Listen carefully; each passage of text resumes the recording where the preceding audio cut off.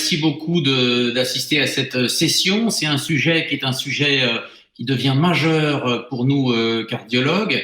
La cardiologie et la cancérologie, c'est les deux principales causes de mortalité. Jusqu'à quelques années, c'était soigneusement séparé, que ce soit les facteurs de risque, les événements ou même la mortalité. En fait, on s'aperçoit que c'est très très lié et que les deux spécialités sont intriquées, que ce soit sur les complications, la prise en charge, la thérapeutique, avec des choix difficiles de thérapeutique pour privilégier le traitement du cancer ou privilégier le traitement cardiovasculaire.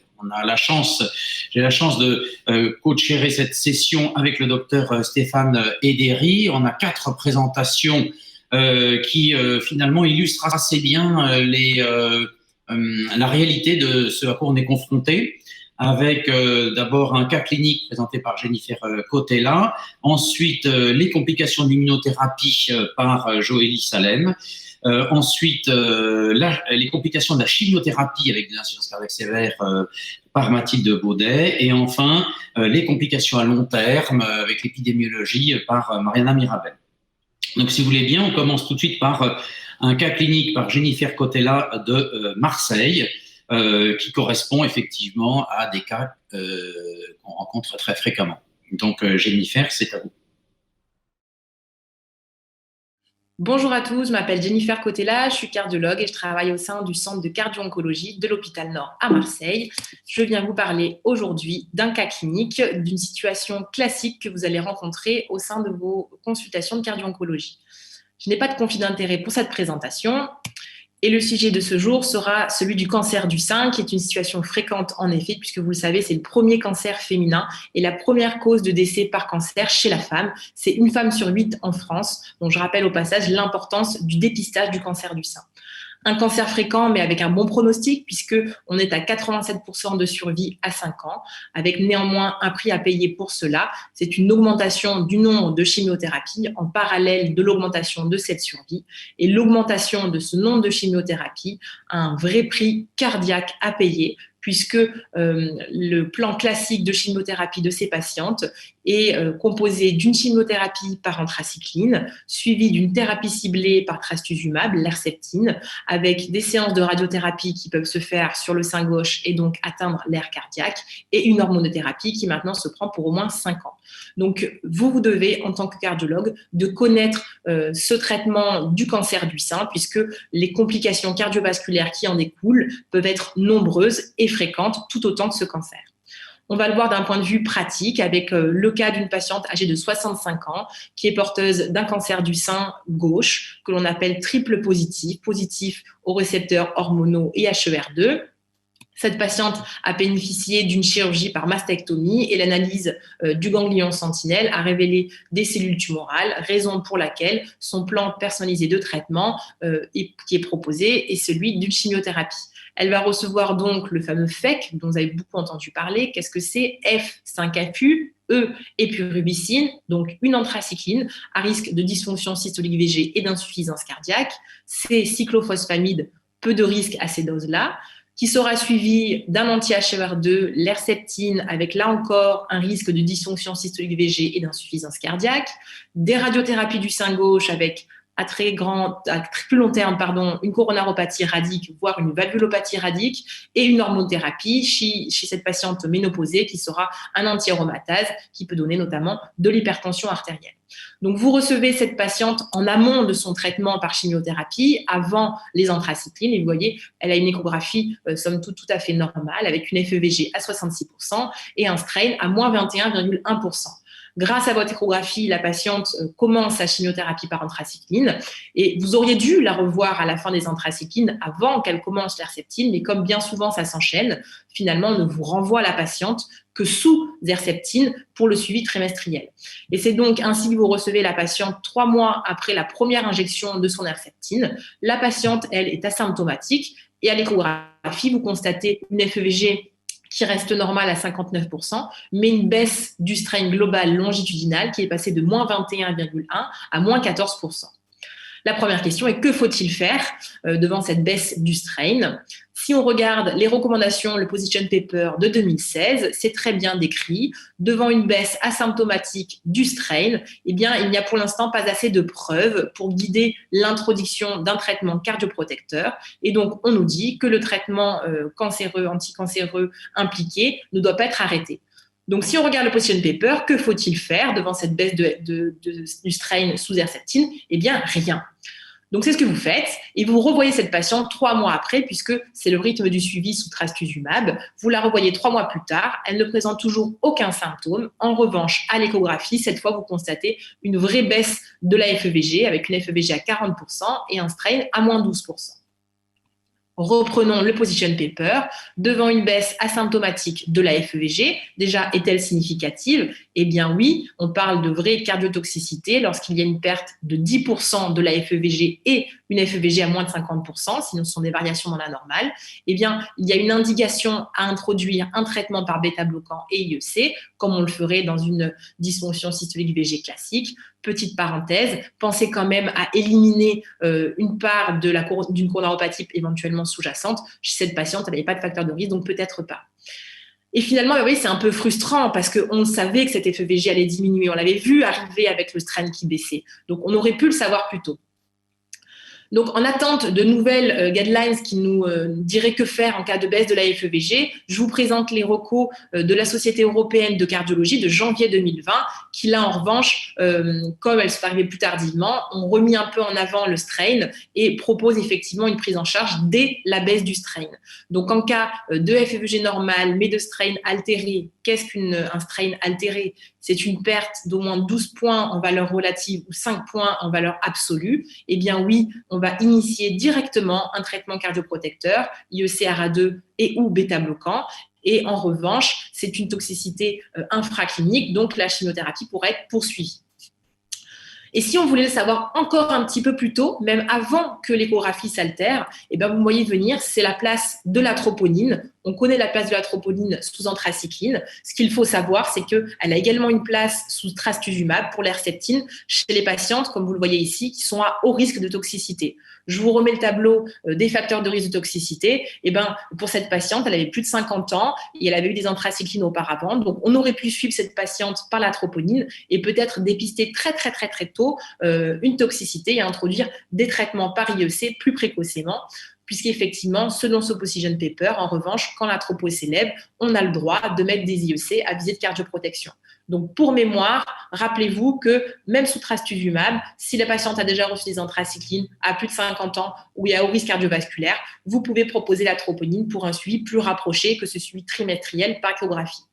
Est-ce que ça vaut le coup et est-ce que ça marche? Eh bien oui, puisque regardez cette patiente qui avait une baisse de la FEVG, seulement 2 mois après, eh ben, elle a récupéré une FEVG normale à 56%, un strain qui s'est réaugmenté et donc une chimiothérapie qui va lui sauver la vie pour son cancer, qui pourra être redébutée. Voilà, donc message principal de ce topo, n'oubliez pas de suivre ces patientes qui sont jeunes mais pourtant à haut risque de cardiotoxicité de leur traitement de leur cancer et d'introduire un traitement cardioprotecteur au moindre signe de toxicité. Je vous remercie pour votre attention.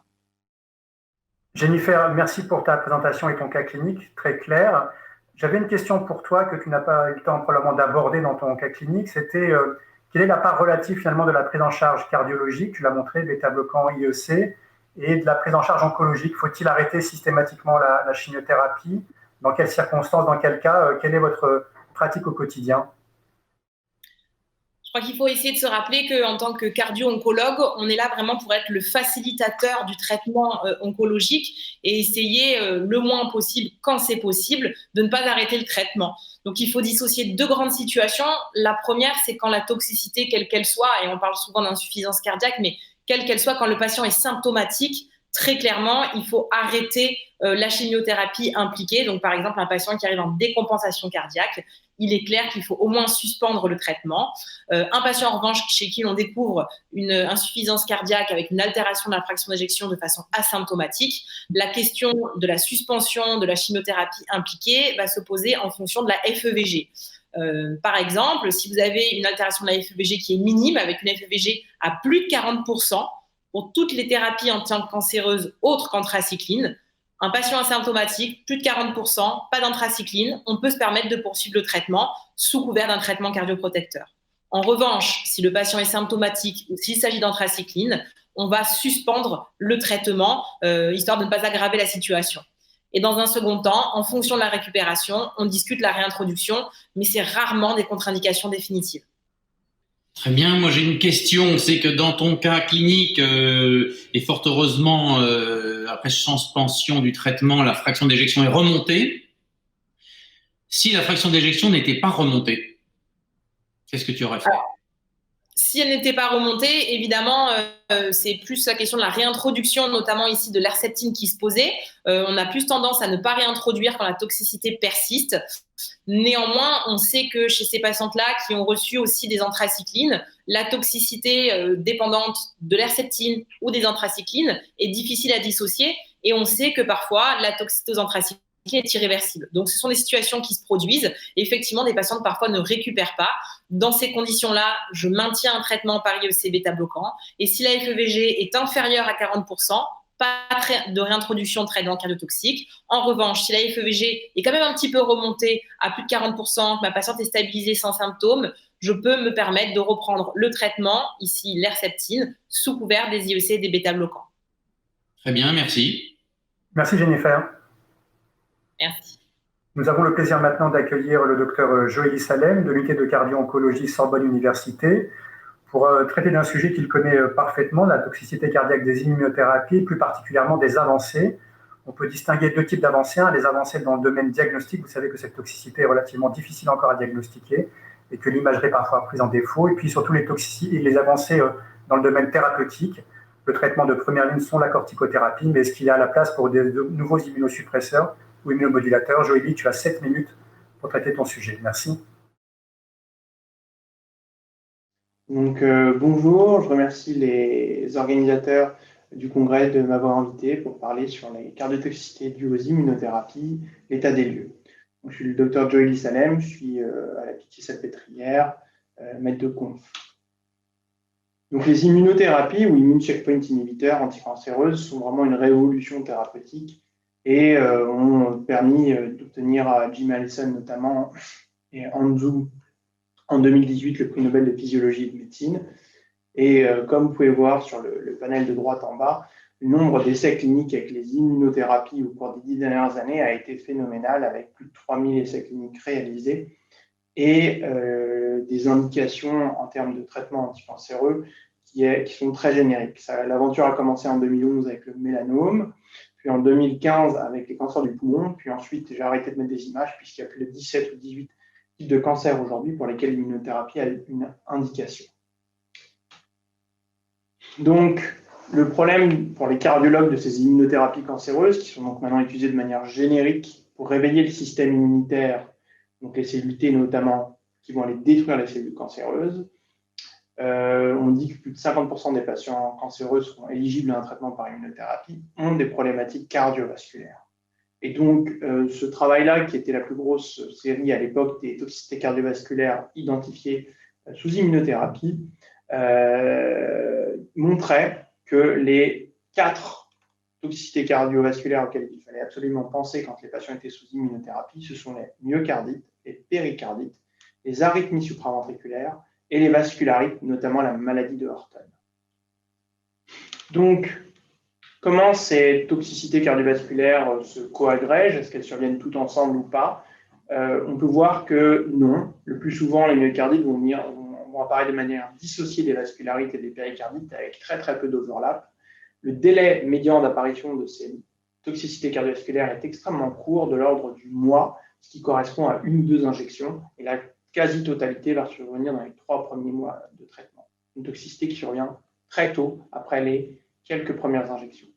Quelle est l'incidence de ces toxicités? Ces toxicités dans les essais cliniques étaient identifiées autour de 0,06% à 0,25%, notamment quand ces immunothérapies étaient combinées entre elles, mais c'était à l'occasion des premiers essais cliniques où cette toxicité n'était pas encore bien identifiée, ni bien monitorée et surveillée. Les cohortes de vraie vie, un peu plus tard, ont démontré que l'incidence serait plus de l'ordre de 1% de myocardite sous immunothérapie. Donc, comment se diagnostique ces myocardites sous immunothérapie? Il y a ce papier de consensus international avec de nombreux experts, notamment français et américains, qui sont mis autour de la table pour essayer de proposer des définitions et une probabilité plus ou moins certaine de diagnostic en fonction de certains paramètres. Et ce qui en ressort, c'est sur les premières cohortes identifiées cliniques, c'est que la troponine est très, très, très souvent positive, plus de 90%, 95% du temps.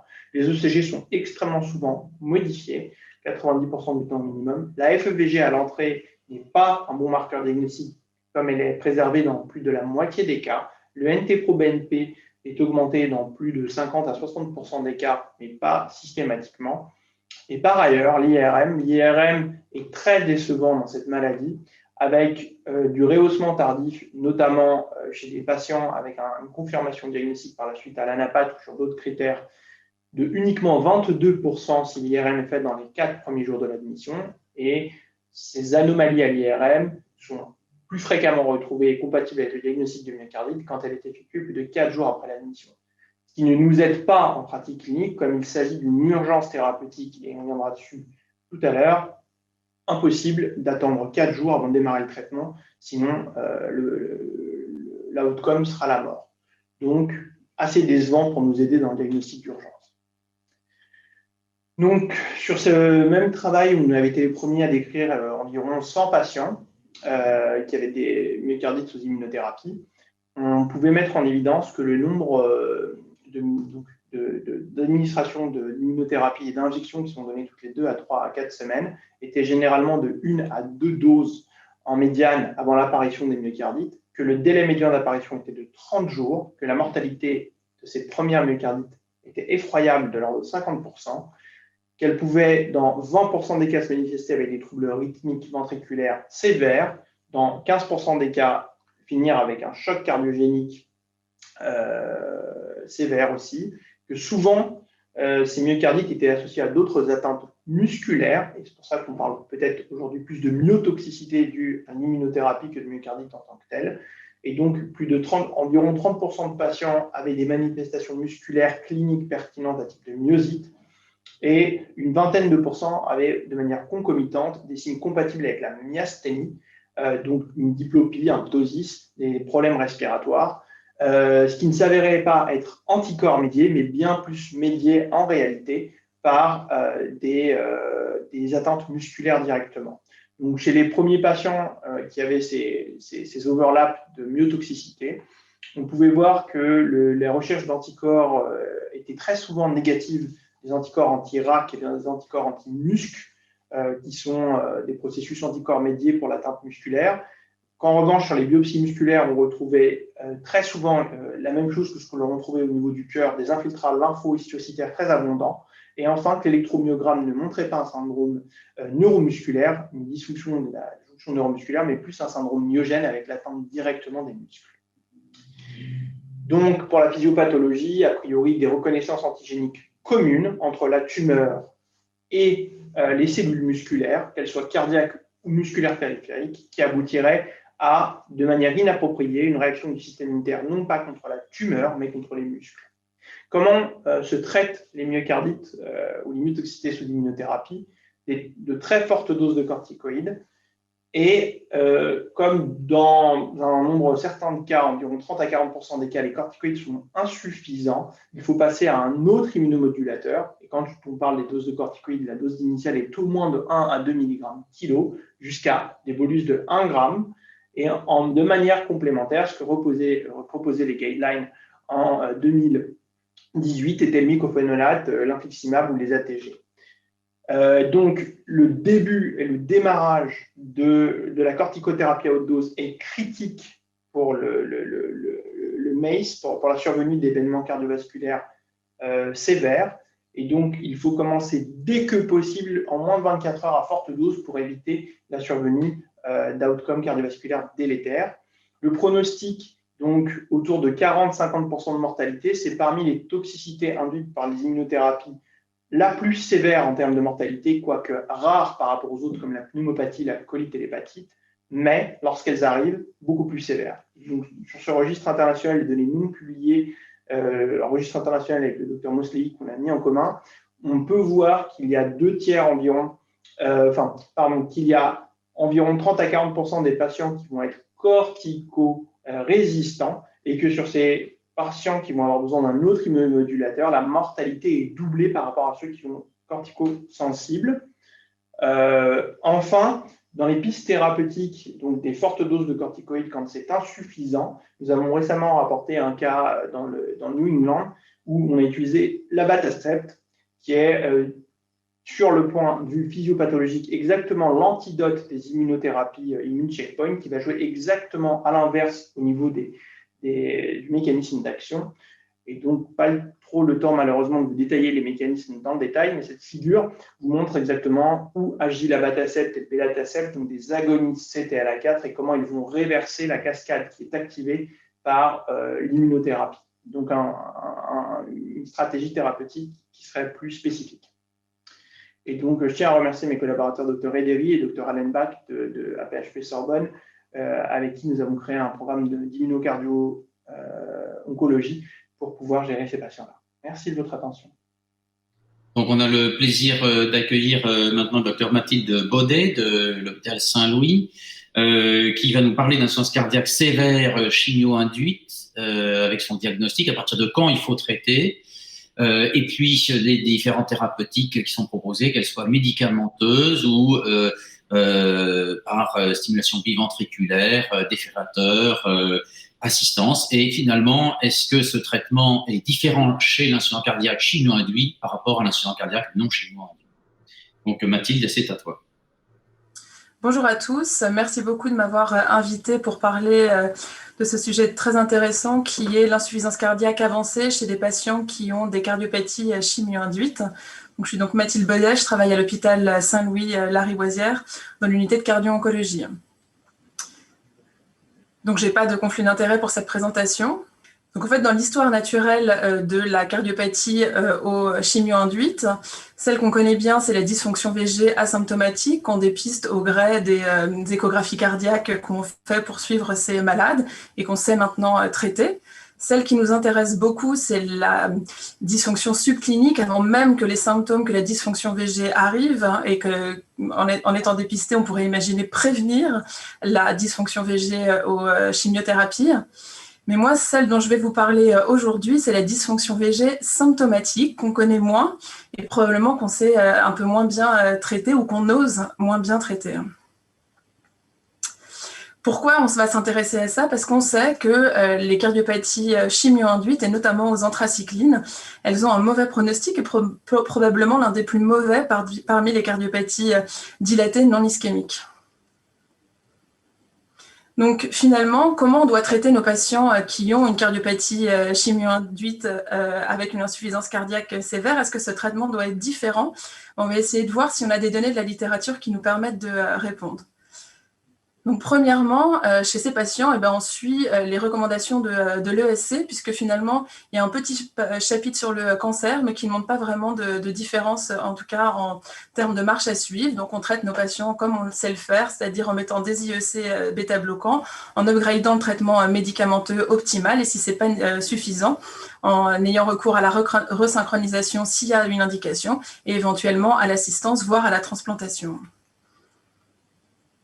Alors, il y a quand même une petite notion qui nous est rappelée, et une petite notion, et pas des moindres, qui nous est rappelée par le position paper du cercle de cardio-oncologie de la Société européenne de cardiologie, c'est qu'on ne va pas attendre 40% de fraction d'éjection pour traiter, on va traiter dès 50% par IEC bêta-bloquant.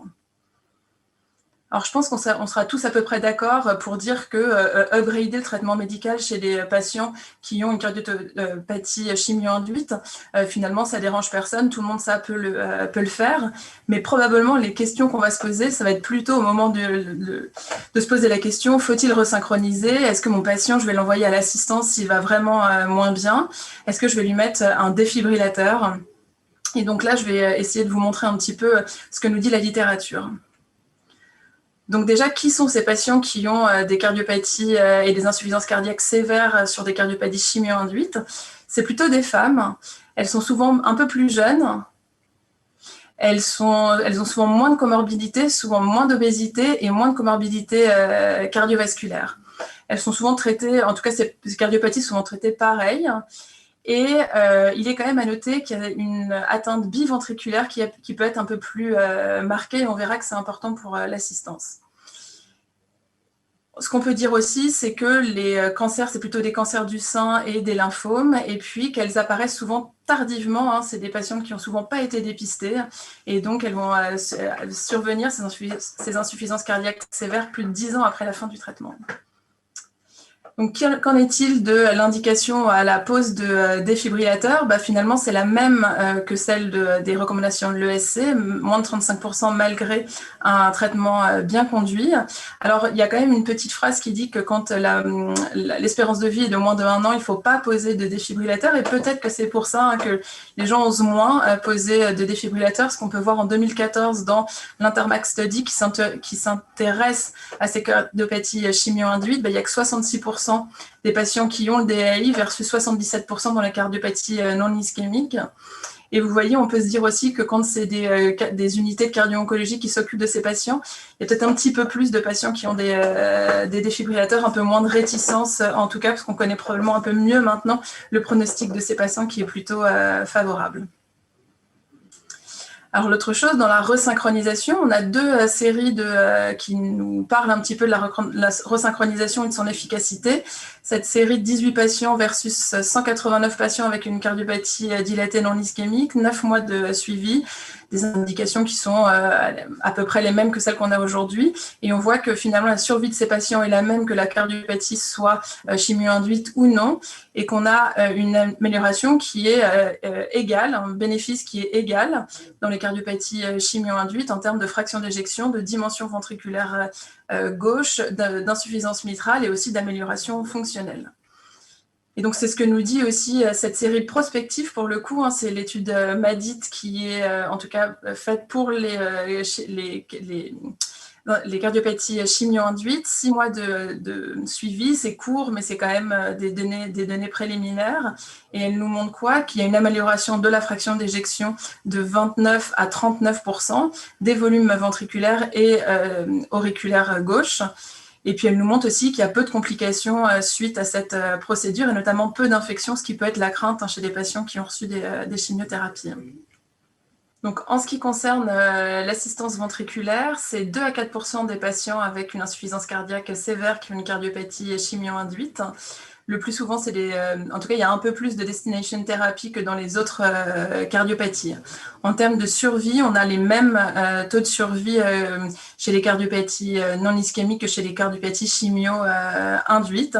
Et quand on s'intéresse aux complications, on voit que finalement, les complications per procédure sont un peu plus importantes, un peu plus de saignement, un peu plus de nécessité d'une assistance ventriculaire droite associée, et un peu plus de nécessité de chirurgie cardiaque associée. Mais en tout cas, pas plus d'infections, comme je le disais, ce qui est toujours un petit peu la crainte chez ces patients-là.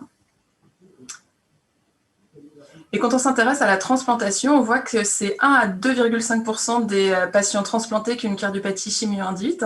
On voit que la proportion de patients, elle augmente entre 90 et 2010, et ça probablement parce que les contre-indications chez les patients cancéreux à la transplantation se sont assouplies, et notamment en 2016, où la Société internationale de transplantation pulmonaire et cardiaque rappelle qu'il ne doit pas y avoir de délai fixe comme on a pu avoir avant, qui était un délai de 5 ans. Là, on estime que finalement, les données qu'on peut avoir sur les cancers, la spécificité de ces tumeurs et leur réponse au traitement permet à l'équipe de cardio-oncologie avec le cardiologue et le chirurgien cardiaque et les oncologues de notre côté d'estimer finalement le risque de récidive du cancer chez ce patient et le bénéfice-risque de pouvoir le transplanter.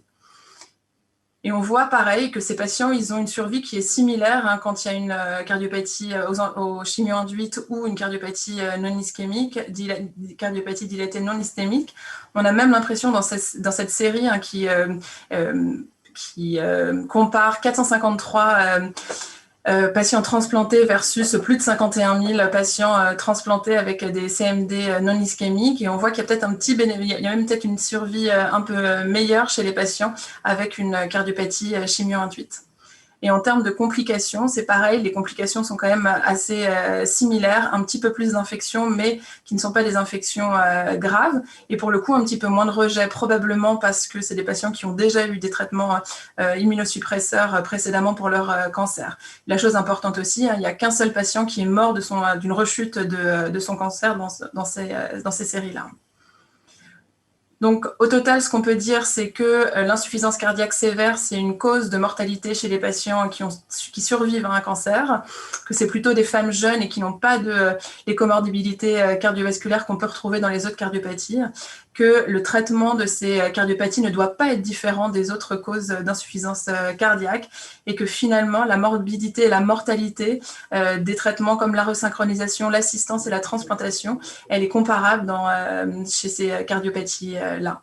En tout cas, ce qu'on peut dire aussi, c'est qu'on peut espérer que ce topo devienne un petit peu obsolète puisqu'on a nécessité de mieux les dépister, de les traiter plus précocement pour ne pas que ces patients arrivent à l'insuffisance cardiaque sévère. Je vous remercie pour votre attention. Merci Mathilde pour ta présentation très claire, précise, qui balaye à la fois la prise en charge de ces patients atteints de cancer, à la fois sur le versant pharmacologique et non pharmacologique. J'ai une question sur la partie de la prise en charge pharmacologique. Est-ce que tu as vu dans la littérature ou est-ce que vous avez l'expérience éventuellement de l'indication de l'association sacubitril/valsartan chez des patients qui sont pris en charge pour une décompensation cardiaque ou une insuffisance cardiaque à distance d'une chimiothérapie? Est-ce que tu as des données sur cette prise en charge éventuelle? Alors, j'ai pas tellement de données. C'est vrai que comme le sujet était les insuffisants cardiaques, ce qui a peut-être pas été noté là, mais c'était l'insuffisance cardiaque sévère. Donc, je me suis plus basée sur la littérature en ce qui concerne la resynchro, etc. Nous, ça nous est arrivé. Alors, c'est quand même pas des patients très fréquents. Hein, c'est pas des patients qu'on voit tous les jours. Et c'est souvent des gens qui répondent plutôt bien, ceux qu'on voit en tout cas aux IEC bêta-bloquants. Mais ça nous est déjà arrivé effectivement dans un cas de pouvoir mettre l'entrestose, ce qui n'est pas toujours facile du fait de patients qui ont souvent des tensions artérielles plutôt basses. Mais voilà, en tout cas, j'ai pas tellement de choses dans la littérature et de notre expérience personnelle sur sacubitril/valsartan chez ces patients-là, elle est vraiment limitée en tout cas. Merci Mathilde. Donc, merci Mathilde pour ta présentation. Maintenant, après la question de Stéphane sur les parties pharmacologiques, j'aurais une question sur justement le côté non pharmacologique. Quand on fait de la chimiothérapie, on a de l'insuffisance cardiaque sévère et puis donc tu as bien détaillé les indications de pacemaker bivet et défibrillateur. Mais on a aussi parfois, grâce au traitement pharmacologique, une remontée de la fraction d'éjection au bout de quelques semaines ou mois.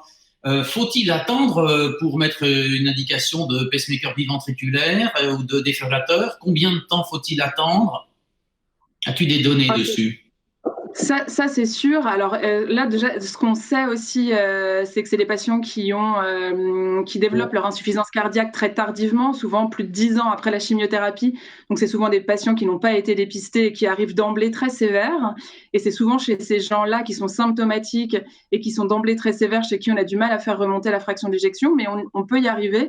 Donc, je pense qu'il faut se laisser au moins 3 à 6 mois pour avoir le temps de mettre un traitement. Et puis surtout, 3 à 6 mois après un traitement qui est optimal. C'est pas toujours facile de monter les doses d'IEC et de bêta-bloquants, mais il faut s'y astreindre et il faut bien les surveiller, mais il ne faut pas d'emblée, c'est sûr, comme finalement on ferait dans une CMD non ischémique, se jeter tout de suite sur ces thérapeutiques-là. C'est vraiment chez les gens chez qui on est en échec malgré un traitement pharmacologique bien conduit et à dose maximale tolérée, en tout cas chez ces patients. Merci, très bien. Merci Mathilde. Merci à vous. Nous avons le plaisir maintenant d'accueillir Mariana Mirabel qui va traiter donc le sujet du suivi à 30 ans post-traitement et essentiellement les conséquences des prises en charge oncologiques, que ce soit le cumul des anthracyclines et de la radiothérapie. Mariana travaille dans l'unité de cardio-oncologie de l'hôpital européen Georges Pompidou et a développé cette unité depuis quelques années maintenant et a acquis une grande expertise dans ce domaine-là. Mariana, tu as donc 7 minutes pour nous présenter ton topo. Bonjour, je m'appelle Marianne Amirabel, je suis cardio-oncologue à l'Assistance publique Hôpitaux de Paris Centre sur le site de l'hôpital européen Georges Pompidou et je vais vous parler aujourd'hui du post-cancer. 30 ans après la survenue d'un cancer, quelles sont les conséquences cardiaques? Je vais vous parler essentiellement d'épidémiologie et de cancers survenus à un âge jeune, c'est-à-dire les enfants, les adolescents et les adultes jeunes, car c'est chez ceux-là que la survenue de complications cardiovasculaires d'origine toxique à distance au-delà de 3 décennies peut devenir potentiellement un problème de santé publique. Et vous voyez ici sur cette figure qui illustre la mortalité cardiovasculaire en population générale au niveau de la ligne noire tout en bas, et la mortalité cardiovasculaire cumulée parmi des patients qui ont été traités pour une hémopathie maligne ou un cancer entre 15 et 39 ans. Eh bien, il y a un surrisque, quelle que soit la tranche d'âge, mais elle est d'autant plus importante que les patients ont été traités entre 15 et 19 ans, car l'incidence de la mortalité cardiovasculaire, toutes causes confondues, atteint 7% avant l'âge de 60 ans. Cela veut dire que si vous voyez un patient qui a été traité pour, par exemple, un lymphome de Hodgkin à l'âge de 16 ans, la probabilité qu'il soit décédé de cause cardiovasculaire avant l'âge de 60 ans est de 7%. Donc, ceci lui confère un surrisque cardiovasculaire extrêmement élevé. Données épidémiologiques, mais cette fois-ci d'origine française, cette large cohorte d'enfants survivants de cancer qui ont reçu une irradiation médiastinale ont un surrisque d'insuffisance cardiaque. Et il s'agit ici d'une étude nichée cas contrôle au sein d'une large cohorte. Et on voit ici que l'incidence de l'insuffisance cardiaque est quasiment linéaire de décennie en décennie. Des enfants qui, devenant adultes, ont un surrisque d'insuffisance cardiaque. Les facteurs associés à la survenue d'insuffisance cardiaque sont essentiellement en termes de dosimétrie myocardique, c'est-à-dire la dose myocardique reçue lors de l'irradiation médiastinale, à la fois en termes de variables continues, mais aussi le pourcentage du myocarde de plus de 10% ayant reçu plus de 30 Gray, et éventuellement l'association avec une chimiothérapie cardiotoxique à type d'anthracycline avec une relation dose-effet et alkylan. À savoir que ces jeunes patients présentaient une insuffisance cardiaque essentiellement à FEG préservée avec un âge médian de 25 ans et ont décédé dans quasiment 1/5 des cas. Autre donnée épidémiologique française également, vous voyez ici aussi le fait que la présence d'événements cardiovasculaires cumulés au cours de temps est quasiment linéaire d'année en année. Là, la courbe rouge indique l'incidence cumulée d'événements cardiovasculaires, qu'il s'agisse de mort cardiovasculaire, d'insuffisance cardiaque, de cardiopathie ischémique, etc., chez des adultes qui ont reçu des anthracyclines et une dose myocardique de 15 Gray ou plus lorsqu'ils étaient enfants. Cette incidence est plus élevée qu'en population générale chez d'autres populations oncologiques pédiatriques, mais moindre, avec une moindre incidence que lorsqu'il n'y a pas eu d'irradiation médiastinale et encore moindre lorsqu'il n'y a pas eu d'anthracycline. Des données britanniques cette fois-ci, sur une cohorte de près de 35 000 adultes ayant été traités dans l'enfance pour une hémopathie maligne ou un cancer solide, ce que ces auteurs montraient, c'est que l'incidence était plus importante pour certaines décennies de traitement, notamment dans la décennie des années 1980 à 1989, en raison des modalités thérapeutiques avec moins de cardioprotection. C'est-à-dire que les progrès oncologiques et hématologiques se soldaient d'une meilleure mise en rémission, mais au détriment de toxicité cardiovasculaire, et notamment tardive, comme vous pouvez le voir là, car les événements cardiovasculaires qui sont ici la mort d'origine cardiovasculaire, qu'il s'agisse de toutes causes cardiovasculaires confondues, de cardiopathie ischémique, d'insuffisance cardiaque, augmentaient au fil des années et était nettement supérieure à celle qui était attendue dans la population générale. Donc, que faire de ces patients et de ces patientes qui ont reçu des traitements potentiellement cardiotoxiques des décennies auparavant? Eh bien, nous avons 2 biomarqueurs essentiellement. Alors, lorsque les patients ont reçu une irradiation médiastinale, la filière d'imagerie cardiovasculaire de la Société européenne de cardiologie puis la Société européenne de cardiologie ont émis un consensus d'experts qui nécessite et qui préconise un suivi sérieux et périodique des patients qui ont reçu une irradiation médiastinale, notamment par de l'échocardiographie, et ceci à long terme.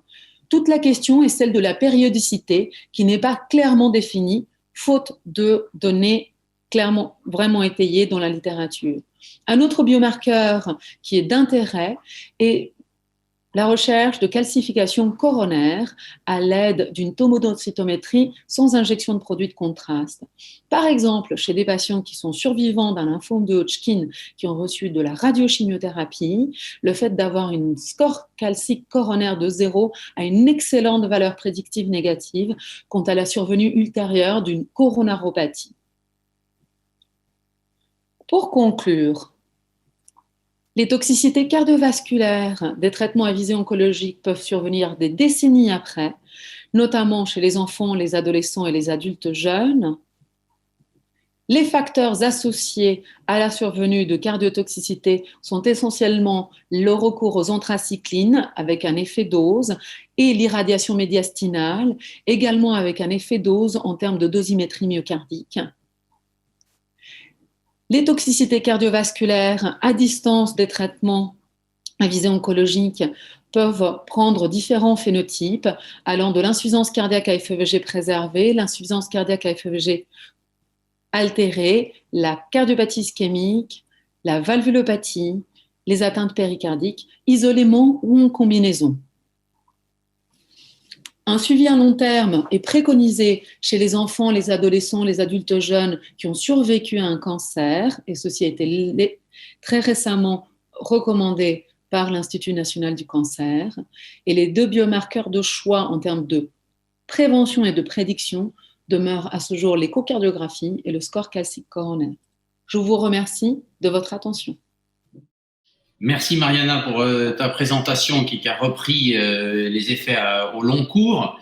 Donc cette fois-ci, quand on est au long cours, bon, c'est un petit peu trop tard quand même pour les IEC, les bêta-bloquants, c'est 30 ans après.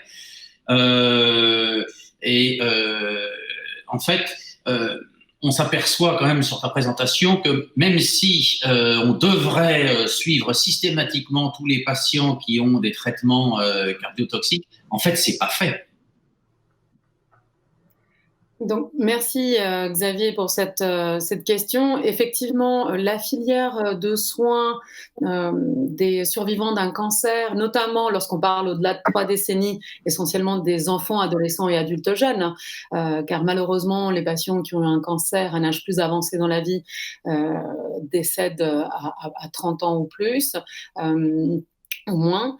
Et effectivement, ce n'est pas fait car il n'y a pas de filière de soins clairement structurée. C'est un travail qui a été entrepris avec l'Institut national du cancer, mais qui nécessite encore d'être approfondi avec des réseaux régionaux, des référents dans chaque région et des centres de recours pour la prise en charge de ces patients qui finalement sont souvent pris en charge malheureusement trop tardivement et chez lesquels on ne peut pas prévenir notamment la survenue d'un syndrome coronarien aigu, pour lesquels il n'y a pas forcément de stratégie de prévention cardiovasculaire primaire plus agressive. Donc, merci beaucoup d'avoir assisté à cette présentation qui illustre le fait que on s'aperçoit aujourd'hui des complications soit à très long terme, au-delà de 30 ans du traitement oncologique, soit plus récent, au-delà de 10 ans, soit même beaucoup plus récent, après quelques semaines. Et on voit que finalement, que ça soit la radiothérapie, la chimiothérapie, l'hormonothérapie, eh bien, tout cela est associé à des complications cardiovasculaires. On est un peu au début quand même sur les premières années d'exploration de ces complications, puisqu'on s'aperçoit que finalement, ces patients, dans un grand nombre de cas, ne sont pas suivis ou sont au moins détectés beaucoup trop tardivement. On a vu aussi que si on pouvait prendre en charge les patients de manière beaucoup plus précoce, eh bien finalement le pronostic était meilleur, que ça soit tout de suite en arrêtant la chimiothérapie ou l'hormonothérapie au moment où elle est délétère et non pas quelques années après où c'est trop tard effectivement, comme pour la radiothérapie. On voit qu'il y a différents traitements, qu'ils soient médicamenteux ou des traitements par stimulation biventriculaire, défibrillateurs.